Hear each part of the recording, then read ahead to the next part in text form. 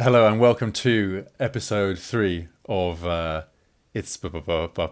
It's My It's name, my name's Ben, and as always, I'm joined here by Tom. hello. And we're going to carry on talking about whatever comes into our heads. I know, but let's just be clear. It's the third episode, and that's a bit of a milestone. That is, I would never have believed that we'd make it this far in I the still slightest. don't. I still don't believe it. I can't quite believe it's true. We've had problems every time as well. Every single time. I brought a dodgy XLR today because the one we've been using was kind of broken. Let's face it, but we've gone back to broken, and it's fine. Dude, you know what they say about a poor workman blames his tools? Yeah, That does not apply here it doesn't. at all. Dude, like I said, it's the special Christmas edition. I wanted to decorate up the microphones, but then none of it. None of it happened. None of it. It was the stress of getting everything working and getting everything sorted. Just couldn't bring myself to bring tinsel on. No one would see it anyway. So we could lie. Oh, it's so festive. Hang on, so festive here. Edit this out. You see all that tinsel there, Tom? Oh, That's all for you, mate. So much tinsel. Are you a fairly Christmassy kind of We haven't put chap? up any decorations this year yet. Because our cats kind of just get at them, Oh, okay. and I've been pretty relaxed about not putting them up, and so that's it really. That's kind of it. No, but no, probably not. But not in a bad way. Like I love Christmas, but Okay. I don't ever feel like particularly festive. I'm not like, ooh, Santa's coming. Yeah.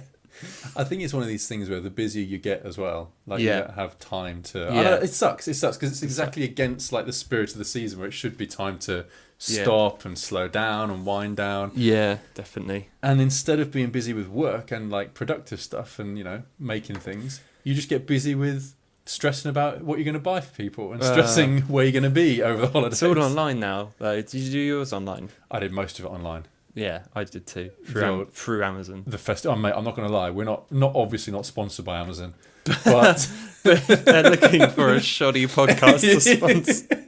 this is the one. Imagine us on the front page, like coming to Amazon Prime, like next to the Grand Tour, like just like a half cut, and it's like me and you. Yeah, check it now. Dude, don't shut up, because if we take this seriously, then they might actually do it. Shut up.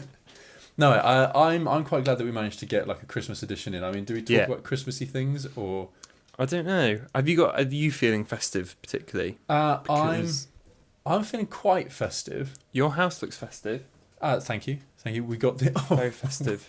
You see, you're for the benefit of the people who can't see this, you're sitting near our Christmas tree, I am. which is for the first time in a while a real Christmas tree. Is it? Which I only mention not as a kind of not as a humble. We're brag. a real Christmas tree family. But because I had there was my brother and my dad posted a video on Facebook. It was a repost of like a video from somewhere, demonstrating what can happen if you don't water your Christmas tree. Right, what does happen? It involves fire and burning the house down. Really? Dude, apparently it's really bad. This sounds really awful, not because it sounds like the kind of thing where you go, well, yeah, I get it, that makes sense. Yeah. But yeah, it's quite dramatic looking at the footage of an unattended Christmas tree. Was it burst into flames? It's very much bursts into flames. How? I think it's just the heat from the lights, I guess. Like, because if the lights get a bit warmer and if they're not LEDs or what have you. But it looks intense, dude. Cheap lights equals dry tree. Fire in the home. Yeah. Not fun. So, dude, immediately after that, I came down and I thought, right, I'd better just check. Water this. Yeah, let's make sure it's watered. Yeah, drink up, son. Dude, for Christmas presents, I see you've got an early Christmas present wrapped around. Wrapped around the wrist. I got an Apple Watch, a Series 1. I can't afford a Series 2. Fair enough. And I don't do exercise, which is kind of Series 2 is aimed at exercise. So for those of you that don't know, Apple released 2 new watches this year. The Series 1, which is one I've got, and Series 2. Series 1 is just like your classic update, bit quicker, longer battery, brighter screen, all that sort of stuff. And the Series 2's got like waterproofing and like heavily focused towards fitness and stuff. So I got the Series 1. Making a video on it soon, but it's not convinced at all. Yeah. Yeah, really not. I'm kind of surprised because I thought I would be. I thought it would be like, this is awesome, but it's got too many drawbacks for me for it to be awesome. Okay, that's interesting, D. The main one being, for people, if you already wear a watch, like a lot of us do, if you kind of sit with your hands stationary in a meeting or anywhere, just kind of like this, I'm just holding my hands up. Yeah, like this. The face isn't lit. Right. So it is, I mean, you can't... See what I mean? Even if you kind of do that, which I often check my watch like kind of very glancy, like I'll just look at it like that. You can't actually do that. You've got to be really pronounced, like, and there it is. And, okay, yeah. So if you're talking to someone... That went off pretty quick again, though, then, mate. Yeah, it does. I mean, it's properly like... if you can see that. It's like you've got to be... It's very good at that. Okay.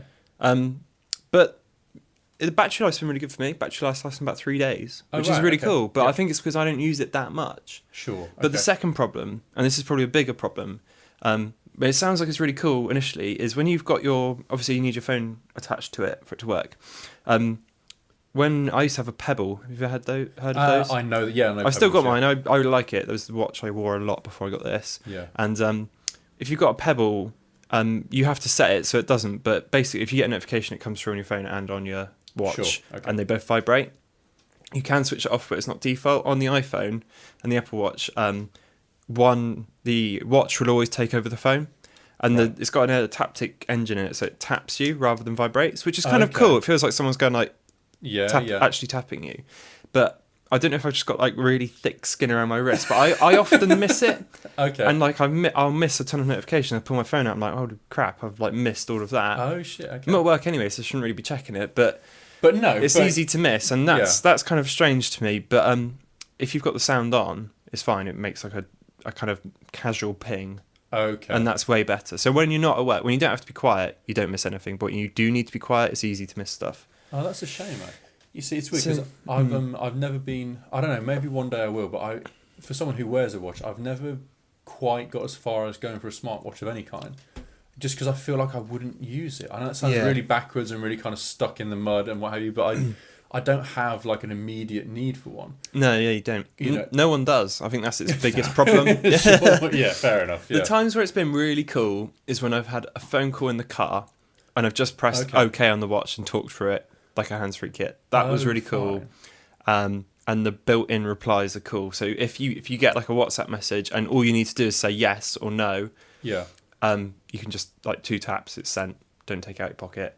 Sorted. Okay. Those times, there's like 40% of the time where you're like, holy crap, this is awesome. Yeah, sure. But a good 60% where it's like, not really what I thought it was going to be. Okay. I think a lot of that would be solved if it just had like a low power display when you weren't looking at it. Like a low power, like just what the time is. And sure. That would be cool, but it doesn't. And then just brightens up and kind of activates it. Yeah. Which I think a lot of Android Wear watches do. Yeah. But Apple doesn't, which is a shame. Yeah, that is a shame, man. But yeah, that's my smidgen review. Well, the trouble is, mate, I'm always wary of asking you to talk about any new Apple products that you've got because, well, mate, I mean, we all know that you are sponsored by Apple. Oh, yeah. Of course, for God's sake. Apple. Backhanders from one of the biggest companies in the world. They sort you out, mate. I know. Yeah, I know. So with someone with a small audience, for people that don't know, I did a video and it compares the speed between an iPhone and a Samsung S7 Edge, and loads of people have been commenting, going, "Oh, this guy's clearly been paid." I'm like, by Apple to say that, and I'm like, have you seen? I've got like 4,000 views. I really don't think they haven't, for the record. I don't think they ever would. Clear that up. This small, still tiny channel, this massive drip in the ocean. Yeah. Let's give him. Here's 50 quid. Just say it's a bit better. Yeah, just would never happen. Just pip it in front of the old Samsung. But yeah, I'm getting a lot of hate on that video. But it's bizarre though, man, because it's bizarre. Without sounding, without trying to be all kind of things. I like to think, I watch your videos. I like to think they're pretty balanced. Yeah, I really do try and stay on the fence. This is the main reason I don't give a device a rating out of 10. Yeah, sure. Because it's not, it's my opinion. Yeah. And it might be different for a lot of other people. So if I say, 9 out of 10, that might be like 6 out of 10 for someone else. Yes. Which is why I don't bother. This is the best way to do it, I think. But it's almost like what...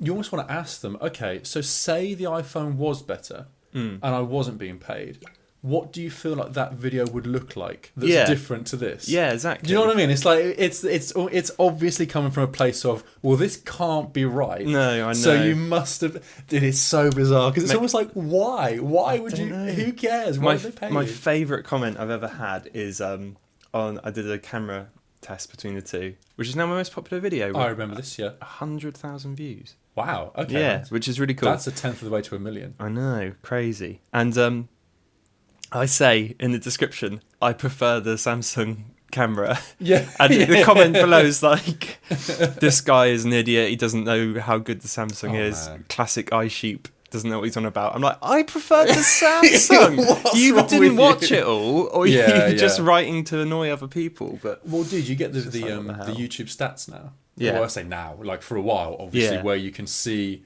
where people drop off the video. And it's always like first 10 seconds. And then you have naturally the people who've just, for whatever reason, wrong video, not interested, whatever, just drop off. It's like, he's one of those. Yeah, it's just like, it's funny though. Every time I see another comment like, the iPhone's way better, or the Samsung's way better, I'm like, did you please just listen to what I'm saying? But there you go.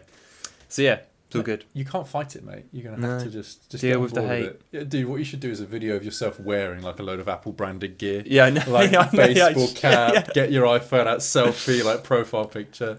I just hold up my phone fan, like, on the Apple iPhone 7 Plus, you can, and then start every conversation. Close-ups like of you stroking it Yeah. down the side. Crazy. Dude, for having talked about how shitty some of humanity can be, I know we talked about the new segment, the exciting, did. very regular. It's going to be every It's going to time. be regular as hell. I hope you've got something, because I haven't got anything to bring to this, despite it being my idea. Well, we wanted to talk about. You said it would be a good idea to talk about good news. Yeah, You know, something like a good news section, because there's so much bad. There's a lot of bad. I think I was reading a particular article at the time when I talked to you, and I was like, oh God, I'm depressed after reading that. I was like, why do we never hear about like the good stuff? Yeah. ITSBUP's going to change that. It's positive edition, Posy Rock, Posy Pod. But Posy Pod. Posy Pod. Oh That my would have been a God. great name. Oh Posy my God, Pod. Posy Pod. Spin-off Posy Pod. But 5-minute segments. after coming up with that idea, I've come to the podcast with nothing. I have one. But bit Ben's of got good news. something. It's not particularly like it's not like these stories where you see that like someone helped out a homeless person. It's not that kind of No. story. It's It's just big- I thought it's just a good. Sometimes you see news stories where it's like this is potentially something that's going to change the world in quite a significant way. Yeah. And I think quite a good way. Maybe it has its drawbacks, you know, in the same way that mobile phones do, in the same way that cars do, whatever. Yeah. Have you ever seen Amazon Go? Yeah. Well, the button. No, the new store they've Store, opened. yeah, I did. Yeah. Yeah. That's cool. I really like it, man. Because it's, excuse me, it's one of those things where you see the video, you know, Amazon post up the promo concept video, and it's very open to people going, well, that's rubbish. It's just a concept. It's a video. Yeah. It's just an idea. Yeah. All the reports that are coming in are going, no, this is works. awesome. Yeah. It works. It's only one place at the moment. Is it New York? I think it's Seattle. Oh, But okay. it's one of the somewhere in America. Yeah. And everyone who's talking about it, all the kind of tech insiders are going, okay, well, the only thing we don't know is quite how they put all the pieces together. That's what Amazon's got. Yeah. That's they're bringing. But in terms of all the tech, it all exists. Yeah, yeah. It's You just know, a the- new concept for a store. Exactly, yeah. For the viewers out there, for the listeners out there. So What is okay. Amazon Go? So the idea for the store is that as you go in, well, in the video, you know, you have this woman in the video brings up a phone. She has a QR code on the phone. You scan your way in, so like an Oyster card on the tube, you know, anything like a turnstile kind of thing. You beep your way in with your Amazon account, and then it follows you around the store. So because I actually thought it would be simpler than this. I thought there'd be some very simple application of technology. Apparently, it is quite high-end stuff. You know, it's facial recognition. Is it actually? I didn't realise it was face. It monitors it's all of it. Basically, name a tech, it's involved. You know, Yeah. it's seeing where you're looking. It's got like gaze monitors. It can and then it monitors what you buy. So you pick something off the shelf, and it'll go right. That person who scanned in just then has picked up that off the shelf. put it in the basket. It can monitor if you put it back and change your mind. Yeah, I saw that. That was cool. Yeah. So basically, it watches you shop, but you don't have to worry about any of this. No. You know, you go along, pick Put it in your own bag. Doesn't matter. Exactly. You just take it. It knows where it is. Because I thought it would be something like monitoring a tag on the produce. Yeah. Because that seemed like a simpler way to go. But I guess there are drawbacks to that too. I don't know, because when I saw it, I thought when you pick it off the shelf, there's obviously like a place for it, and when it discovers the weight has gone from the place or something, that's how it adds it. But how does it know it's you? It's picking it up. Well, and you're going to get some Indiana Jones style guy with like a brick, Yeah. you know, kind of just doing the old quick switcheroo. Yeah. But then so you do your shopping, put it on your bag, and just walk out. No checkouts, no Nothing. lines, no queue. You just walk in, beep your way in, buy your things, pick your things up. And then that sounds like a shop of the future. It does. This is what I mean. This in is like why a cool way as well, not like that scary. Even though it does sound scary, the gaze monitor. Yeah. So it does have certain things about it. Like it's a bit soulless. I don't want to sound too nostalgic. Just lots of people there just like getting this stuff and walking out, as opposed to like, hello, how can I help? Sort of thing. Exactly. Yeah. I guess there would still be people there, you know, for there's probably the spot checker, and every 1 in every 10 gets, or whatever, gets checked. But yeah, you're right. But cool nonetheless. I think so, mate. It's the shop of the future. I think it's the way that it will more than likely go. Yeah. Although it is odd that Amazon are kind of coming back into the real world and saying, you know how we've spent the last like 10 years telling you that you should be buying things online. No physical location. Go to the shops. Go to the shop. It's time to go back to the shop. But then it's like they say, you can. I know it's a news thing. You can either be first or you can be right. So maybe Amazon are the ones who are going, look, this is possible. This exists. And then you're going to get a load of other companies who go, like Tesco or something exactly, like that. Yeah. Well, we go once the tech's out. Well, it's like the self-service checkouts. Yeah. As soon as they rolled out, everyone had them. And now, I mean, the stationery shops in town have got them now as well. Yeah, the Rich Smith. I use those more than the people because it's generally quicker. Generally, see if you know how to use them. Exactly right. It's always the person right in front who doesn't know how to use it. It's like someone that hasn't been to Subway before and like walks up and is like, I'll have the ham, and they just like pick things. I'm like, that's not how it works. Yeah. You pick a sandwich from the menu and then they make it. Yeah. Choose one. Although I have to confess, not to get too diverted, but while drunk in the days of going for a sort of 2 a.m. Subway, I was that guy. I'd go and like, I'll tell you what, I want some meat. Just meat. More than meat. But you see, when they come to the end, it's like £6, and they're like, oh, that was expensive. It's like, it's 50p per item. Yeah. It's not an effective way to build your Subway. So what I was going to say about the self-service checkouts is there's something. The only addition that tech needs is a 5% discount on your shopping for using it. Yeah. Because I feel like that would just seal the deal. You know, it's like we know. Yeah, people would use them all the time. Dude, everyone would be using them. Yeah. So it's like, okay, we know that you're doing the work. 'Cause people make the joke, don't they? Like, I'm going to the supermarket. You know, you're getting paid to serve me. I don't want to have to do my own shopping, kind of thing. Yeah. Fine. Have just the smallest discount, but enough that people might go, okay, yeah, I'll do it just to get that back. They replace like the shopping bag ones, don't they? Because they're really for baskets. When you see someone going over full thing, you're like, oh god, don't be that bad. That's going to take you all. Yeah. Whereas it's just like 10 items or less replacement, I guess, isn't it? But still cool. Still cool nonetheless. And that's the end of our. That's the end of good news. Wasn't amazing news this week. I had the idea of like, you know, humanitarian success. You know, like. Thousands saved thanks to Matey. Yeah. Next time, I'm going to come up with some sterling good news, and you'll all be like, bloody hell. When they said good news, they meant it. I feel better. I feel better about my life. There was one of the main things that I think we wanted to talk about was something else quite cool. A good film that came up fairly recently. Yeah. We both been to see it. Fantastic Beasts. We Fantastic have, Beasts. I was worried you were going to say Star Wars, and I haven't seen it. So these Fantastic Beasts, where do you find them? At the cinema. At your local. We're not sponsored by Scott Cinemas, but if they're looking to sponsor. What did you think? I really liked it. What's the best way to say it? I really liked it. I really liked the world. I think I liked the world more than the characters, if that makes sense. Like I really, really enjoyed like Sure. the atmosphere and like the kind of Art Deco and all that kind of stuff, and I loved it. Yeah. I thought the main guy, Newt Scamander, was awesome. Like he was perfect for it, but he was so annoying in the first half of it. You know, wouldn't say why he was there, and all this stuff's going on. Yeah. You know, mate, just make it obvious what you're doing. Yeah. You are being so annoying. Yeah. He infuriated me for the first, and then he kind of comes out his shell. I guess that's half the story. Yeah. It's like he's normal. But even when like people are trying to help him, he's like, oh no, leave me alone. He's just clearly someone that does like animals more than people. Yeah. Because at one point he says, oh, I usually annoy people. It's like, because you're a dickhead. Stop acting like a prick. Yeah.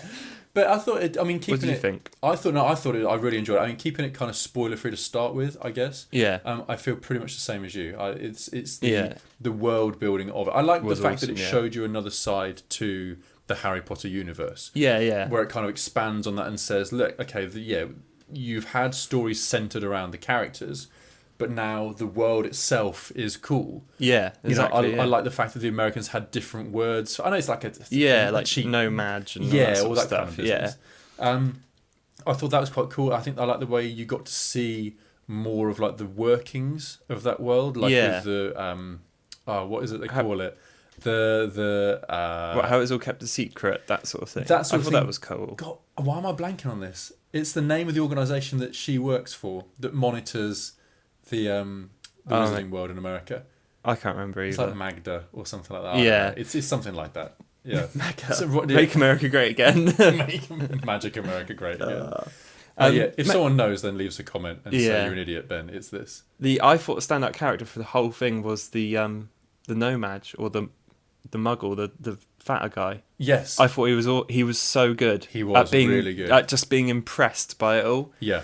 He like led a believable kind of like, he's like actually amazed by it. Yeah. And then it was kind of sad. Well, I won't ruin it, but it was a bittersweet end for him, really, wasn't it? It was, yeah. Well, we can talk about that. I'll tell you, we'll come to that in a minute, I guess, and I'll put like a note saying this is where the spoilers are. Spoilers. Because there are some other spoilers I want to talk to you about. But speaking of good casting, I like Ezra Miller. He's the guy who played he's the Flash. He's going to be the Flash in Justice League.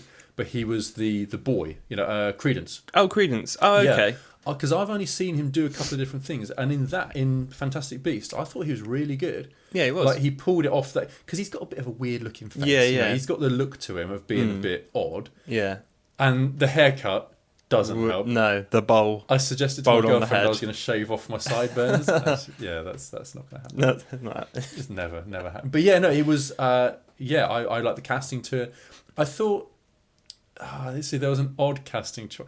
Well, should we just go full spoilers? I think we'll go full spoiler. Right, big alert. Okay. Full spoilers. We are. Yeah, if you want to go and see it, I would recommend. Okay, would you recommend going to see it? Definitely. If you can see it at the cinema, go and see it at the cinema. Absolutely. It's definitely a good cinema film. Did you see it in 3D? No, God no. No, likewise. Again, I think we've talked about. We've talked about this before, haven't we? In 2D, it is very good.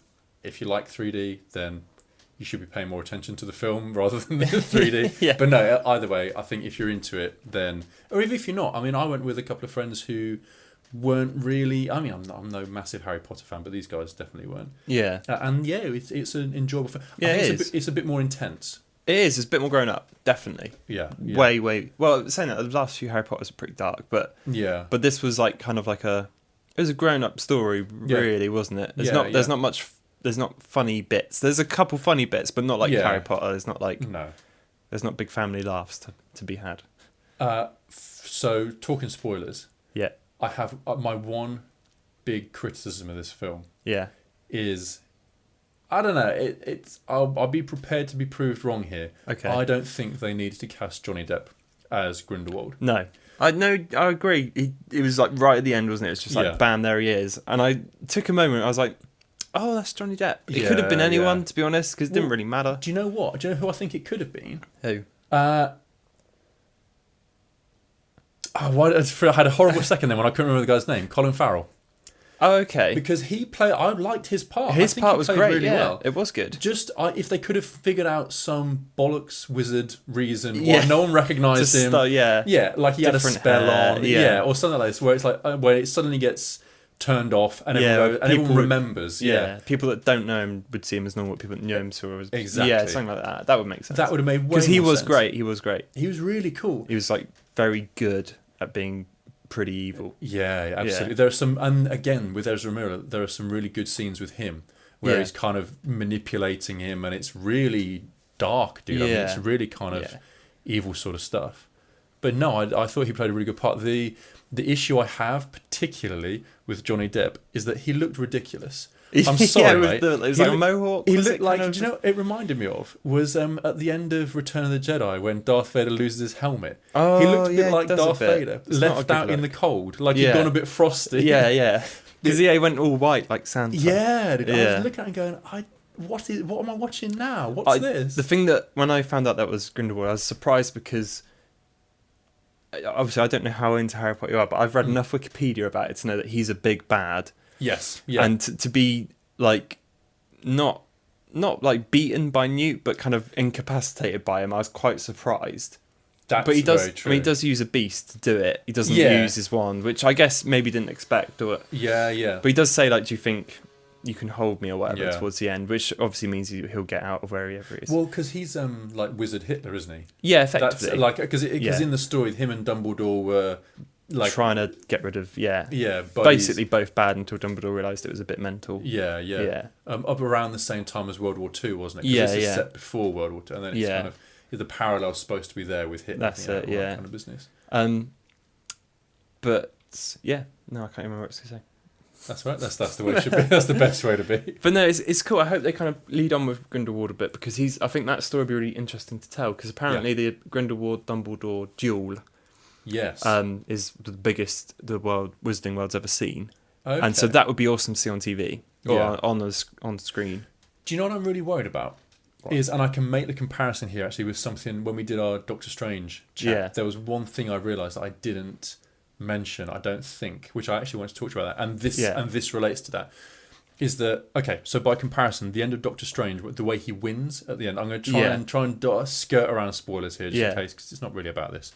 But the way he wins his final fight, if you like, is that it's without sounding pretentious, it's not just a big fight. He figures it out. He has a plan, and it works. Yeah, and it's not about who's got the biggest weapons. It's not he traps him and he wins, and it's like it's a very cerebral kind of thing. It's like when we talk about Grindelwald and Dumbledore's biggest fight the Wizarding World's ever seen, I want it to be good and not just lots more bright lights and kind of big fireworks. I guess that's fair enough.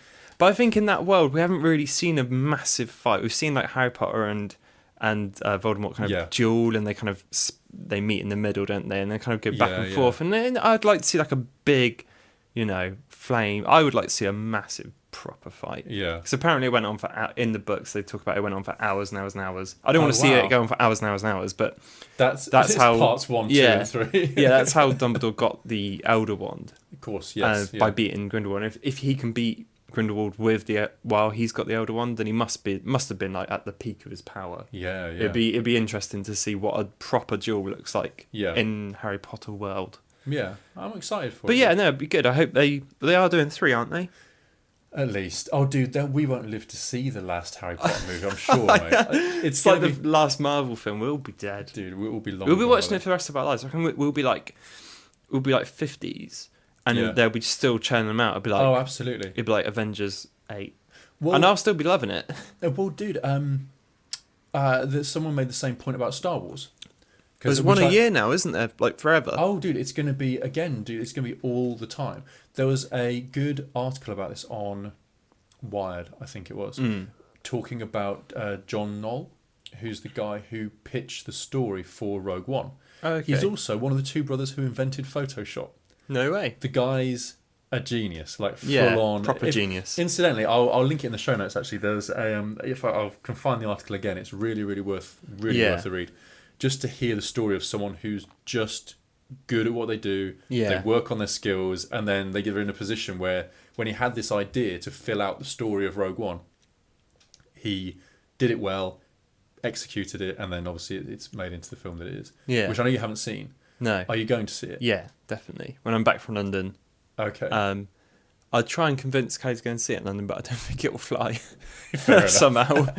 No, yeah, we're on holiday. We're supposed to. Yeah, maybe. I might just kind of could see Star Wars. If you're, if you go and see it, then maybe episode 4. Yeah, we can. Yeah, discuss. we'll have a good chat about it. Yeah, but all I would say about it is it's. When they said they made it more like I think the idea was to make it more like Saving Private Ryan, like a war film, proper war film, isn't it? Yeah, which mission accomplished. I really enjoyed it. I think it's a really good film, and I hope there's no spoilers here at all. But I would pay again just to watch the last 5 minutes. Oh really? The rest of the film's great too, but there's a good moment. But the last 5 minutes had me just It ends very well. Oh, cool. That's all I'm going to say. I do want to see it. Dude, anyone out there who's even vaguely into Star Wars, or again, even if you're not, it really doesn't, a lot of it doesn't feel like a Star Wars movie. It feels more just like a sci-fi film. Yeah. So if you're vaguely interested in it, if you think it looks good, then it's going to be worth seeing. Yeah. No, I do want to see it. I will go and see it, definitely. Speaking of good films, just before we stop talking about films and talk about something else, did you see the Spiderman trailer? Yeah. What do you think? Looks great. Mm-hmm. Looks really great. I've got no kind of a lot of people were like, oh, it's such a shame about Andrew Garfield, like his Spider-Man getting cancelled and then rebooted so quickly. Yeah. And I think it kind of makes sense. So to fit in with that Avengers universe, I don't think they could have used Andrew Garfield because his films are so separate. Yeah. And I think in the world they've made, there can be no doubt that the Avengers are going to come into it at some point, or like, Tony Stark or all that sort of stuff. And I like the way they've made him like really young. He's like at school, isn't he? Mate. Yeah. Makes total sense, like, because he's kind of a bit like cocky and arrogant and like, well, not like that, but he's like very high school, isn't he? Yeah, yeah. And it looks cool. I reckon it looks awesome. Well, that's the thing as well. I mean, because Andrew Garfield's Spider-Man is more, if it was, I mean, if they had have just carried on his films and merged them into the Avengers universe, he's almost too accomplished to fit properly. Yeah. Do you know what I mean? Yeah. Like whereas Tom Holland can kind of, because he's inexperienced, like in the film, it looks like Tony Stark's kind of got him under his wing a little bit. Yeah, he does, yeah. And in Civil War, he certainly did. Definitely, yeah. It's almost like because he's unaccomplished yet, he's still finding his way into it. That's how he can work his way in more naturally, rather than just appearing side by side at a similar kind of experience level and go, I've been here all along. Yeah, the first Avengers film, it's all in New York, isn't it? It all gets destroyed in that, and he lives there. Yeah. But I assume that's pretty set before he even gets his powers and all that sort of stuff, because it's quite recent, isn't it? He got them in like 6 months in Civil War. Yeah. He's like, I only had them for like 6 months or something. Yeah. So that makes more sense as well, which is cool. That is no idea. It's going to be, I hope it's going to be good. You haven't watched, or have you, Daredevil, Jessica Jones, or Luke Cage? Yes. Have you seen all of them? Yeah, absolutely, man. Have we? I didn't know. Have we not spoken about that? How have we not? Mate, oh no. Sorry, guys. The Marvel podcast sponsored by Marvel. Yeah. Me and Kelly on the last episode of Luke Cage. We've got one left to watch. We've watched Daredevil and Jessica Jones, and Daredevil is probably one of my top 5, maybe even top 2 series I've ever seen in my life. I loved it, start to finish. Thought it was kick-ass. I really enjoyed it. I thought the second series was more muddled than the first one. I thought there it was a bit more comic booky. Yeah, sure. Super evil organisation. Yeah. I think I would have liked to have seen just maybe a couple more loose ends tied up in the second series. Yeah. But otherwise, great. The fight scenes in it are just incredible in Daredevil. I thought it's probably my favourite fight scenes in any Marvel thing are all in Daredevil. Yeah. There's I think it's the second episode where he's still man in the Black Mask and he gets that kid back. And it's all one shot, and it's just incredible. I've watched it quite a few times on YouTube. Back and forth. It's awesome. And there's one where he's going down the big staircase. Do you remember that? He's fighting. So good. It's so good. There's because of course they're making Iron Fist. Yeah, that's the next one. In terms of how that's going to fit together, that's being touted as being the most beautifully choreographed Marvel series. Yeah, because he's proper like it's martial arts, isn't it? It's chop socky kind of kung fu. Yeah. It's supposed to be really, really good. I'm quite excited by it. I'm looking forward to the Defenders as well. Yeah, Defenders will be awesome. I'd like to see how they all fit together and definitely bring it. For me anyway, it's kind of gone like Daredevil was my favourite. Jessica Jones was still really good, but not as good. But it was very different, totally different flavour. Yeah. You could imagine them happening in separate universes. Yeah, sure. Yeah, because there's like there's even the slightest mention of each character in each one. Yeah, and he's like, I think Luke Cage is like, I don't want to dress up like a devil and walk around the kitchen or whatever like that. He's very kind of subtle. Yeah, and then Luke Cage probably just a little bit under Jessica Jones. They kind of go down. They're still awesome, but Luke Cage is definitely like a totally different flavour. Yes, it's absolutely completely different. Like, doesn't even feel that related. Yeah, but still awesome. If I'm honest, I didn't enjoy Luke Cage as much as Daredevil or Jessica Jones. You know, I don't want to kill it if you're still watching. But honestly, I felt like it was. Yeah, I think you're right. It's significantly, and I don't know why. There's a few. The setting for Luke Cage, I think, is awesome. But they've got that whole scene nailed. Yeah, like, absolutely. It looks great. But I think maybe it's the, you know, when you said you're getting annoyed at Newt Scamander going, just, you should have just said this just done this. Yeah, Luke Cage. I think there's a lot of that in Luke Cage where he could be making very different decisions and his motivation isn't always clear as to why he's not taking the easy path to fix things. I love David Tennant in Jessica Jones. So good. I loved him so much that when he like popped up in a scene, I wouldn't say, "Oh, there's Kilgrave." I'd be like, "There's David Tennant." Yeah. I'd just say it to Callie. I'd be like, "Oh my god, David Tennant's going to be in there. I know it. Like as if he was the character." Yeah. But he was so good in it. It's such a and in terms of in terms of just a character as well. I mean, he acts it very well, but the wicked idea for a character. Yeah, and really sinister as well. Someone made a really good point actually. About how, because if you haven't seen it, David Tennant's character Kilgrave in Jessica Jones as the big bad, his ability is that he can just tell people what to do, and they do it like they want to do it. They'll do it. And sometimes it's quite sinister because if it's like there's some dark stuff in there. Like he makes them do some pretty awful things. Yeah, really, really. Or like it's like put your hand in that blender kind of thing. Just Not not into it, but yeah. It's pretty grim. Someone made a really good point that's almost like. So say if Jessica Jones were to be aimed specifically more at women because it's a female protagonist, having the big bad guy being a man who can tell you whatever to do, and you have to do it kind of thing. There's something a bit more dark about that, and it's, it doesn't beat you over the head with it, but it's just an interesting thought about what makes a villain scary, I suppose. I guess there's one great scene in it where it's towards the end, but there's no spoilers. He's sitting down with Jessica Jones, and the neighbour comes across. And his neighbour starts asking like really kind of improper thing, or like she'll just ask things that Jessica clearly doesn't want to hear about. And David Tennant's like, Kilgrave, so he's like, "Why did you say that?" And she's like, "Oh, I just wanted to feel important." And he goes, "Well, it's a shitty thing to say, wasn't it?" And she's like, "Yeah, it was." And you can go now. And she just walks off. It's brilliant. It's so funny. See, but that made the character really interesting. Not to get mired down in talking about Jessica Jones, but watch it if you haven't seen it. Yeah, it's cool. But he was such a layered character. Yeah, he was real complex kind of things going on from his being super evil to maybe feeling a bit more sympathetic for him. Yeah, you do feel sorry for him at one point because when he kind of says, "I can't tell if people are doing it because I've asked them or because they want to do it." He's like, there's no yes or no for him. It's always yes. And that was really interesting. It was cool. Anyway, those 3 series are cool. And we're back. Seamless edits. So the other thing that we were going to talk about was Starbound. Yeah. Oh man. Which I have you to thank for putting me onto it. I know. You're the problem. You're the reason I have a problem. I showed Ben Starbound, and now he's outpaced me in it considerably. Well, no, that makes he just sat with the Dorito crumbs everywhere. Yeah. Come on. Filthy keyboard. Haven't moved in hours. Yeah. So what is Starbound? So, big question. So Starbound, imagine Minecraft is annoyingly the best way to kind of kick it off.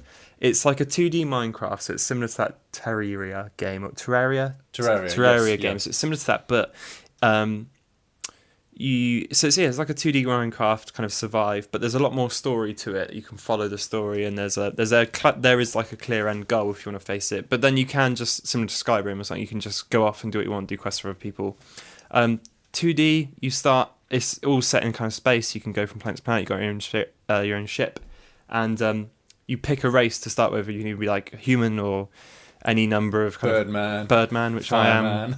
Yeah, flower robot. Person, robot, anything. And it's really cool. Each it's all really fleshed out. It's kind of 2D pixel art, but like really good. Yeah, it's not like 8-bit. It's more 16-bit, isn't it? It's more like Mega Drive kind of SNES. It's almost like, I think you see it because it's an independent game, isn't it? Yeah. I almost feel like a lot of indie games go down that route because they can't do good art. Yeah. And you don't get that impression here. Not at all. It seems very fleshed out. It's very fluid as well. It's all very like, the animations are great. Like if you shine a torch, it pulls over stuff, which that was probably the most impressive thing I've seen on it.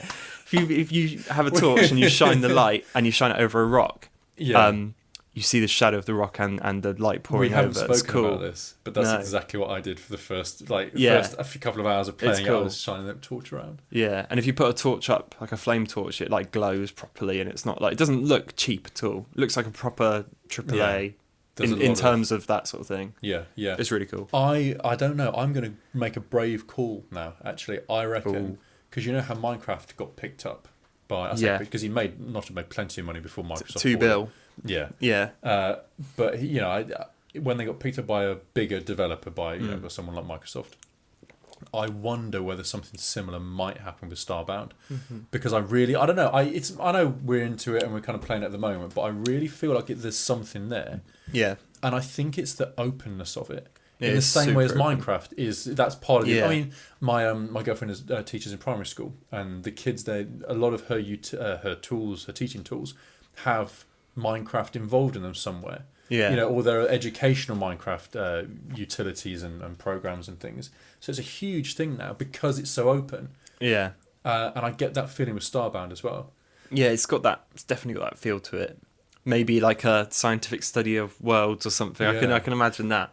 We should mention as well, there is it's procedurally generated. Yeah. So what you're playing is completely different to what I'm playing. Yeah. The storyline's the same, but where it takes place and how it takes place. There's like kind of small set pieces. So you'll fight the same boss, or you'll go to the same facility. Yeah. But I think even that might be generated. No, see, this is what I wanted to talk to you about. Yeah. Because what hang on, I'm going to have a quick think of what game it was we were talking about the other day, where it was Portal.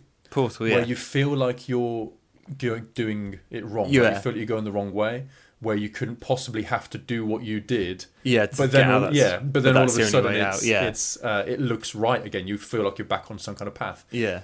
This game Starbound is the worst for that. Yeah. Because I think I went to one of the first places I went to after the kind of, it's not a tutorial, but the first planet. Yeah, it's kind of like a welcome planet, isn't it, as such? The first planet I went to after that was a big desert. And I just went for an explore, go check it out. Quite excited to be progressing in the game. And then I was walking through, sounds like I'm doing it in real life, but I was a character walking along this desert for ages and ages, and then come up against this big electronic gate. Oh, really? And I think, okay, cool, go inside. And there's this big facility up the top, big science, very clean. But I'm thinking, okay, what have I found here? Scavenge from this place? There's that. But it's like, what have I found here? So I'm exploring up. There's like a whole level of a game, where I'm finding a few enemies and finding some stuff. And then I found a trapdoor to go underground. Oh. Went down underground. Yeah, deep. Found all these labs and these secret labs with like mutated monkey men. Oh, that's cool. The point I'm making is that it felt very much like I was supposed to be there. Yeah. This is all randomly generated. Yeah. But it felt like this was a thing to do. Yeah. And then you do talk to people and you can get sent on missions places and things like that. But yeah, dude, I'm into it, man. It's awesome. It's got it's kind of really open-ended. You can play it any way you want to, sort of thing, can't you? Because I've like the weapons and armor and all that sort of stuff is you build your own, similar to Minecraft, I guess. But the weapons are a bit more over the top, aren't they? Yes. You start with like a sword, which is huge. Yeah. And then you can get guns or lasers and all that sort of stuff. I found a flamethrower. Did you? At one point, yeah. I needed it as well. Where I found it, I was very grateful for it. Grateful for the flamethrower. Yeah. But you can capture, you were saying earlier, you can capture monsters and use them as well, which is really cool. Loads of stuff I haven't uncovered yet. Well, you get the impression you kind of... So, for example, like building houses, you can build houses for other people to live in. Yeah. Which they then can join like your team, or they can just pay you rent, or they can give you stuff. It's pretty cool. The first time you do it though, you think, oh shit, there's this whole side of the game I haven't even explored yet. Yeah. You know? You grow. It sounds really, like when you start talking about it, it sounds really trivial, but it's the fact there are so many little trivial things that let you, I don't know, feel like you're playing something really huge. Well, yeah, we can micromanage everything, really, can't you? To a crazy extent. But I've already told Ben this, but I stopped playing it for the past few days because I had a big. Basically, when you die on it, it's quite unforgiving. You die and you lose everything. Effectively, apart from like a few key items or like weapons and stuff. You keep your essentials, but you don't keep. If you've been mining a certain block for hours, you lose it all. And it's very early on quest. I was just trying to find. You have to find loads of stuff and scan it, and I couldn't find the last thing. I was like, it's got to be somewhere, but I know now because Ben's told me you've got to do a quest, and I was like, it must be underground. Go underground. Literally. My keyboard has a new space bar on it, and I pressed space to jump. It didn't jump, so I feel like I'm rushing through that. But I didn't jump. I lost all my shit. That's the end of the story. I've lost it all. I haven't opened it since. I'm too depressed. Just rage close the laptop. That's it. We're never playing this ever again. That's the end of Starbound. No, I haven't played it since, but I will after this. I think I'll pick it back up because I know what I'm supposed to do. Sure. Well, it's just one of these things, isn't it? Where you take it just takes a tiny little key to unlock a huge thing. You know? Yeah, definitely. But I kind of like how risky it is as well, because now when I go underground again, I'll be so much more careful. I'm like, right, drop off all the important stuff before I go. Yeah. Make sure I don't lose anything decent. See, on the one hand, I can't imagine starting the game again. No. I can't imagine starting fresh. No. Even though there is a storyline that you work your way through if you choose to, I can't imagine beginning it all again from scratch. No. But on the other hand, did you see the hard mode, like the hardcore mode? Where you die, that's it. And just you die, that's it. Considering you could die by falling off a ledge that's a bit too high. Yeah. I can't imagine wanting to start a game again and be like that. I don't know why you'd want to play like that, because it's literally deleted straight away. You die, delete. Done. It's just back to the home screen. That would be utterly depressing. Yeah, I don't know. Maybe one day I'll come around to play. Do you know what? I don't think it. Not to put it down, I don't think it controls well enough to warrant that. Because it is slippery. I will say it's slippery. That sounds weird, but when you jump certain places, if there's a small platform you're jumping to, that can be slippery. It's like. Well, the way you control it is you have you have a mouse, don't you? You have a mouse control to because a lot of it is. Say when you're mining, you have to be able to click. You can't. I don't know how you could port that to a console. Yeah, that's what I was thinking. Like it wouldn't translate. They obviously will somehow. I think they said they're working on an Xbox version. Yeah, but I don't know because there are so many. It sounds like a really bad thing, but without it, there are so many menus that you can navigate. There are so many like little boxes of inventory or whatever. It makes it sound. It doesn't get in the way, but I don't know how that would translate to a console very well. No, really. But I'm sure they'll figure it out. But damn it, the double talk. Not the double talk. But Starbound. For an independent game too. Yeah, for £8. It's probably gone back up to £12 now. A massive £12. I know, dude. It's worth it. But I love Definitely it worth though. it. I mean, the fact that I like the idea that it's just a small team of guys who've created something really, really They good. all obviously super care about it. There's details, care everywhere. And again, it's a Steam game. Yeah. Which means you get updates all the time. Yeah. So you see people talking about when certain major gameplay things were added, and it turns out it wasn't that long before you started playing. There are like different ways of mining and different different not abilities, but different things you can do in the game. Yeah, that's it. It's weird to think that you can launch it and then go, oh, actually, we've just updated it. Yeah, I've updated that bit. Yeah. Compare that to an advert that we watched the other night before. It was one of the cinema trailers for the new PS4.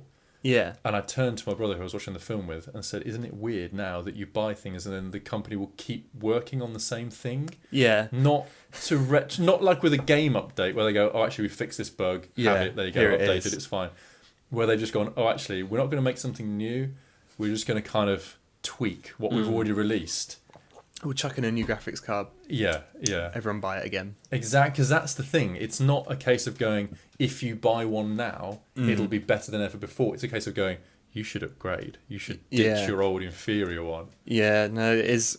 God, that's worrying, actually. I Hmm. think it'll get to a stage where it's like your phone, where you upgrade it every couple of years. I wouldn't be surprised. I would, dude. Who knows? No, But no. speaking of nothing while I get that out my throat. Speaking of mobile phones and games, Mm-hmm. Super Mario Run. Yeah, got it. I've got Super Mario Run on my iPhone. Literally, when I looked at it just before recording, was the first time I'd seen it. Yeah. Initial impressions? My initial impressions are it seems good. It seems like good fun. It's £8. Really? Does that? That's as much as I paid for Starbound. Yes. No, Starbound's that better. sounds fair. That sounds absolutely fair. Do you reckon? I reckon so. I think it seems expensive because of how other mobile phone cheaper games apps are. Yeah. they've just driven the market down into a race to the bottom. The thing is, I'm glad I prefer to pay for something upright rather than spend 69p every other week on a microtransaction. Over a year, you spent like £40. Yeah. I've never really got into games, but I know people that play Clash of Clans that have spent like 50, 60 quid on it. Jesus. And it's like, God, that is a lot. But if you play it every day, it's probably not that much. Yeah. You know, like if you're enjoying it, I guess. then it's no different from like drinking a pint, is it? I guess. Yeah. It's, I suppose. I guess. So. It's not. I mean, you spend your money on whatever you really want to spend your money on. Yeah, at the end of the exactly. day. If it makes you, if you get some enjoyment out of it, then yeah, sure. The one thing, my only problem with Super Mario Run is it's really cool. I enjoy it. I think it's probably worth just about £8. I think £5 would have been a better way to price it because Minecraft's £5. That seems like the upper range of games with no in-app purchases. Have you heard of Super Mario Maker for Wii U? Yes. Yeah. I kind of wish they just had Super Mario Run plus Maker. Think of how endless it could be if you could make stages on your iPhone and just share them. Like, check out this level I made on the train. What do you think? That would extend its playability like 20-fold. The crazy maps people have made for it. That would be cool. Yeah. I wouldn't be surprised if we saw that maybe next year or a couple of years down the line. Could get added on, yeah. Definitely. Because what was really weird, just as a side note with Super Mario Run, when I first heard about it, it was when people were going, "Oh, it's the new Pokemon Go." Yeah. So I thought, hang on, so what is this? Like before I'd seen anything about it, I was going, okay, well, run's in the title. Oh, like a run. Is it going to be like, and then you watch watch the video, and it is just people running. You know, one of the promo videos. Like, people I'm like, okay, what's this? Like, this is looking like it might be interesting. It's like, oh no, it's just a Mario game. Yeah, no, it's just a Mario game. But no, I think that'd be awesome if they could include some sort of level editor. Yeah, that would be awesome. It would make it worth £8 straight away. Yeah. But sometimes, mate, I don't know. Sometimes it just takes one brave company to say no. Games are worth more than this. Yeah, no, I think you're right. You know, they probably you still pay £30 for a Mario game on a DS. You know, so £8 probably feels cheap to them. Yeah, it's just the stigma of it being a mobile game. I'm sure. No, But then when we talked, I know we talked about it very briefly before starting recording. But when you're playing Mario, 90% of the time, your thumbs are glued to run and right. Yeah. And then you just true. jump. You know, jump's the only thing you're doing differently. Yeah, that's so true. So for them to have realised that's actually quite clever, I guess. Yeah. So here's me telling them that they're clever. Yeah, they're clever. Mate, It's there's games on the store that already like that though. Have you played the Rayman ones? Not they're Rayman ones, they're really, really good actually. They're one of the few games which I would recommend. Rayman Fiesta Run. Now we're sponsored by Rayman. Yeah, those two games are really similar, and you get a lot more for your money. I think they're like $2.99 each, and they're properly good. Yeah, they're like over 100 levels each and all this sort of stuff. Whereas Mario's only 24 levels, which is quite small.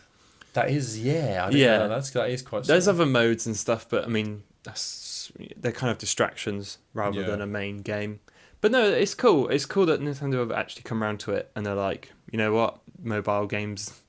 Maybe we're a bit late to it. Yeah, but here's a decent one anyway to kind of get us a bit more started. Well, that's the thing, because if they start looking at it as a console, in its own right, you go, well, hang on, everyone has one. Yeah, this isn't the Wii's market share. The Wii market share. This is Apple sold 1 billion iPhones. Yeah, all we have to do, because there are always going to be people who buy it because it's a Mario game. Oh yeah, of course. Just because it's a Mario game. Well, me and Sam bought it like literally straight away. Yeah. So I mean, that's just I imagine that times however many people actually bought it. Yeah. It's crazy. It's meant, and then you think of. I mean, I know talking about Minecraft again. When I bought it back in the day, they had a counter of how many copies had been sold. Yeah. And it was, you do the maths and you think, well, hang on, whatever it was at the time, it was like $15, I think, or whatever it was. multiplied by the number sold. Yeah. I know it's not that simple. I know, there's a lot that goes into it, but Christ, it's already on millions. Yeah, dude, you're talking a lot of money. Yeah, man. I remember when I'm not sold it. I think he tweeted and he was like, "Oh, my price is $2 billion. If you want to buy it," Microsoft were like, "Yeah, yes, yeah. Here's the money, mate. We'll have that." But now you look at what they've taken and done with it. Oh, I think they've done it a really good service. I think they've kind of like really progressed it. They haven't changed it particularly. It's still kind of that. Even the website looks the same. Yeah, they haven't really changed much at all. Well, I mean, now you get like Creeper pencil toppers and Minecraft T-shirts and the books and the Minecon. Yeah, exactly. But it's the fact that they've been able to push it into that stellar kind of level of and then, like I say, you get educational software because they know that kids are into it. Yeah, like, and you can teach the code with it. Yeah, that's it. So it's crazy. It's Mate, huge. it's been on the top paid on the App Store for years now. Minecraft, it's still there on iPhone. I think it's probably still in the top 10 on Android. Paid for apps. It's absolutely mental. Imagine to be number one in the App Store, you must be selling a certain amount a day, to stay up there. Yeah. And they've done that consistently for like 2 years. That's it's just small gains all the time. Yeah. It was priced right as well, Minecraft, when it came out. I remember my friend Dave got it for like $15, whatever you got it for. Yeah. And even now, if you buy the full version, it's like 20 quid. Yeah. It's not a crazy priced game, and it lasts technically forever. And the thing is, it's so... I mean, everyone, to be fair, the number of people that listen to this, I could probably name most of them, I guess. Yeah. But I know we're preaching to the choir on this one a certain amount. But it's such a simple but good idea. Yeah, it's a simple concept. So open-ended. It's almost like you make whatever you want. Yeah. I know you make what, but in terms of how you play, you make it you do, as a game. You adventure or you build or you fight enemies. You do what you want with it, basically. Don't know what that says about people in general. Oh, no. Just the yearning to... It's like build or destroy. Yeah, I'm in the destroy camp. Definitely. I've some more things to put an arrow in. Yeah, definitely. I've never been a big fan. Not a big fan. I do like Minecraft, but I've never been that into it. No, sure. I haven't played it for stretches of time. Yeah. I've never bought the official PC version. Okay. I've had it on my iPhone and VR. I played it on now we're talking, Galaxy Gear VR, and it's actually really good on that. Yeah. A bit after an hour, you feel a bit sick. Yeah, sure. But it's cool on that. I think it's I bought it on that, Android and that. I spent like 15 quid on it. I was like, if I buy it again, that's going to be like 45 quid. Doubled it, yeah. But yeah, no, it's cool. It's a cool game. Awesome. I think that might be the show. That might be the podcast. Oh my God. Next week. Next week. We haven't got that sort of time. Next time is going to be a crazy good section of good news. And it's just going to be like good news after good news. You won't be able to believe the good news going on. We're going to have 5 of the news segments back to back. Make like a little jingle and we'll play it every time. Yeah. Good news. We'll also do, I guess we'd do Star Wars Rogue One. Yeah, we'll talk about Star Wars. 1. Definitely. Rogue. Yeah. Awesome. And general Christmas fun and Christmas activities. Yeah, what we got for Christmas. We could shout all our toys. Yeah. It's going to be awesome. It's going to be really good. As always, I guess if anyone is listening out there... Well done for getting to this. Yeah, well done. Well, mate, honestly, it's like my friend Jared always says, if you do listen to podcasts, just make sure you've got hair in your ears. Definitely. Wise words. Wise words. He always comes out with good stuff. So I'm glad he remembered to remind me to say that before we wrapped up. Because I know he would have wanted me to say that.